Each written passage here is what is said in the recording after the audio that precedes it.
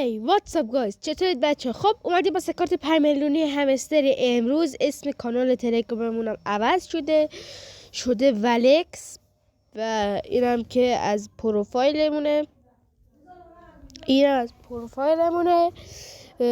با والکس کریپتو همیشه بروز باشید. خب حتما این کانال رو دنبال کنید.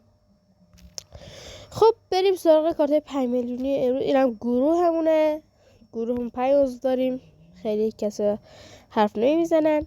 خب این سه کارت 5 میلیونیه. همستر توپ یکی اینه، یکی هم اینه.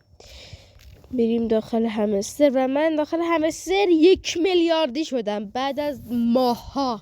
فکر کنم 5-6 ماه هست.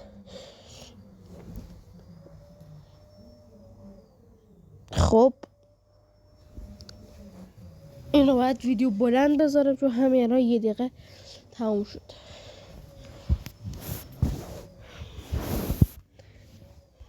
خب میزنه روی دیلی کومبو، بعد همستر توپ که اینجاست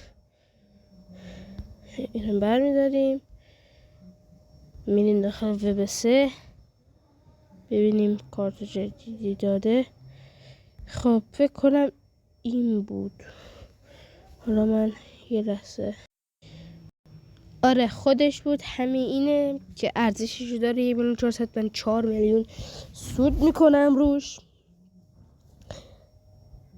بعدی کارت جدیدی که من فکر کنم آپدیتش ندادم، اولی باره یه نیو کارت، فکر کنم همین باشه.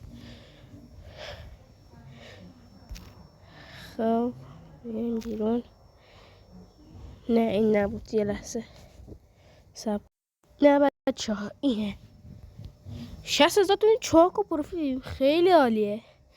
حتما لایک و سابسکرایب یادتون نره. سابسکرایب کن.